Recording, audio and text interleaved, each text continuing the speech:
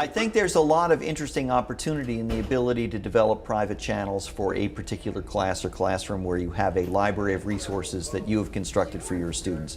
I think that's a very exciting possibility.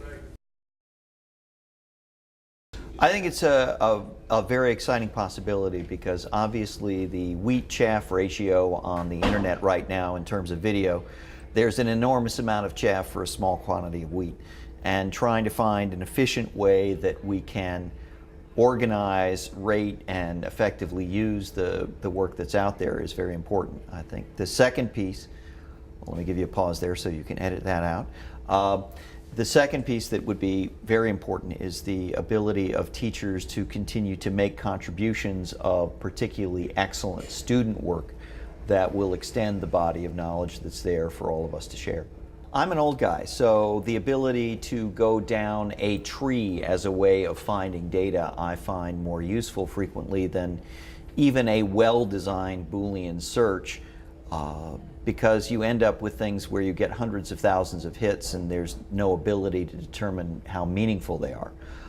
The ability to use that kind of taxonomic structure I like. I think the ability to provide ratings for use by other teachers and the ability to read other teachers' ratings and reviews as part of my process of screening before I actually get to the point of watching the videos themselves in order to determine what's valuable. If it's an 8-minute video and I can get some kind of take off the reviews, I don't have an hour to watch 12 5-minute videos. I'd much rather be able to look through a few brief reviews and take 3 and say which one of these 3 most suits my needs.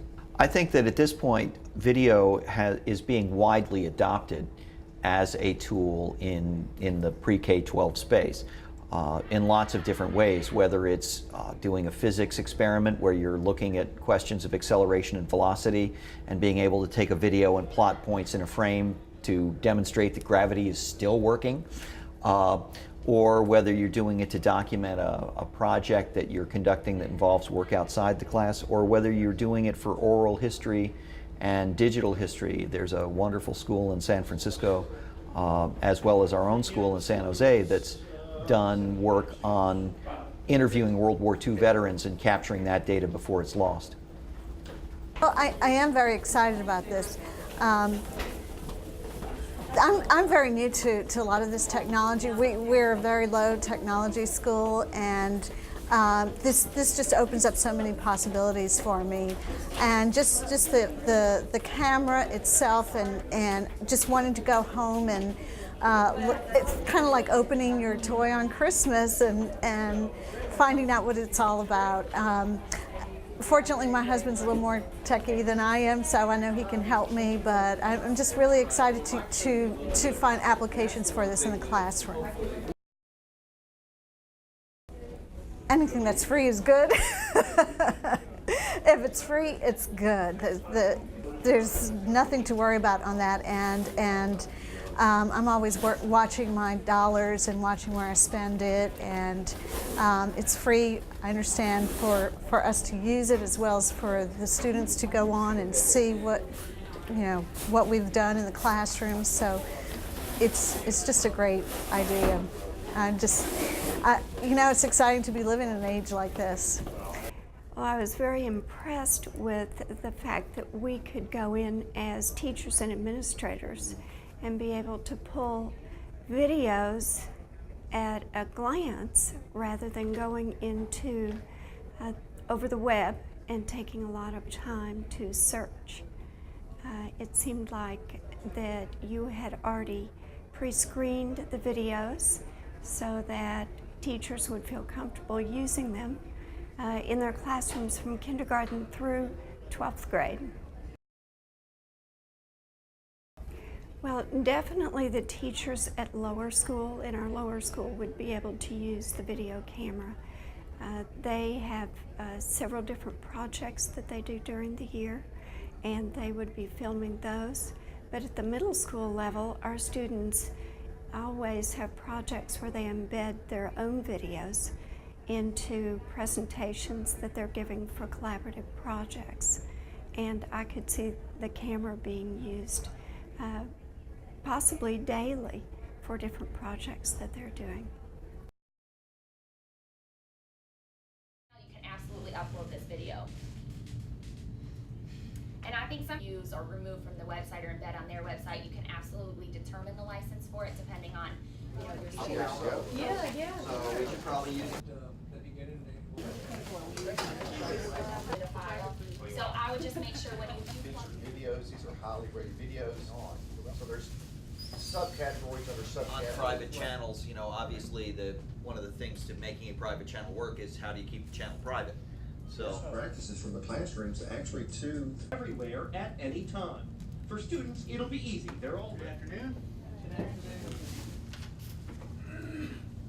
All right. A search engine, I suppose, is pretty obvious, but we have done a few things to it.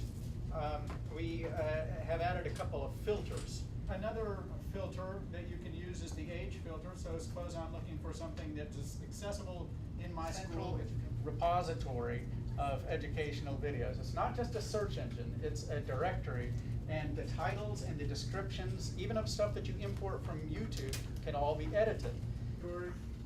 Of course, what I would like you to do is to drill down to an area that you're really familiar with. And if you see... when you make your lesson plans in your materials section, make sure you always include technology, because we're in the year 2010 and that's where it's going now. Whatever they've given you and you pass down to the newer teachers, it's just the cycle of sharing, the process of sharing. So what I do is, did everyone log in on an account? You created your account with Larry. YouTube, and also too, if you find a video offensive or somebody else does, it can be flagged and then reviewed. The more people that use and build it, the better it gets. Okay, so while you're doing that, let me just show you how we... everywhere at any time. For students, it'll be easy. They're already plugged in. Only now are teachers getting on. I think a lot of people don't realize that, so what I'm going to do is, I'm going to grab that, and I am going looking for a really high quality introductory video about Japanese. Well, you can start with one of the first couple. Moved and then deleted. Is that just for your homepage after you've logged in? So you can manipulate it to With fit. Wikipedia's model, be bold in editing pages. So I'm going to say be bold in editing the directory and be bold in editing the information we have about the videos, about how to edit a site and how to use the site. The way we become better teachers is by stealing ideas from each other. I'm so excited about the WatchKnow classroom because I do want to see somebody from Alaska and how they're teaching in their classroom. I do want to be able to watch your videos and see lessons that you're doing and get ideas from them. And the best way that we can do that is to, you know, put those in the folder. So really, your cameras, that's what they're there for. You know, you go on a Okay, so I am going to go very quickly, but of course feel free to interrupt me if y'all have questions, need me to repeat something, anything like that. So basically the good thing about these cameras, I don't know if any of y'all are familiar with Flip, they're very similar, they just have a few advantages. One of the advantages, you can hook up an external mic, which is very useful normally with these little cameras, especially if you're filming a whole classroom, you're going to get a lot of ambient noise. And actually Walt has brought in, you can get these little, this is a little wireless external mic. You got this for what, about $90, Walt? Your big red button in the middle, you press it once to start, and you press it again to stop. If you put it up and down, you toggle that button, that'll be your zoom in and your zoom out. If you bring it to the left and the right, it's going to bring up all your films. I would recommend then using another edit, whatever order I want to put them in. If I want to edit these placards, when you install a prompt, if you want to just put any files it has, recognizes as a music file, drop this out. Just make sure, be aware, whatever you're using this video for. there are two ways to add a video. Let's say you're on YouTube and you find a really good educational video that you want to add. That's called embedding a video. So that's this little button right here. You want to embed a video. You're going to take the URL from YouTube and be able to put it straight into WatchKnow, add the description. So that I would highly encourage, put it in the regular categories. If it's a science video, go down to life science and find where it belongs.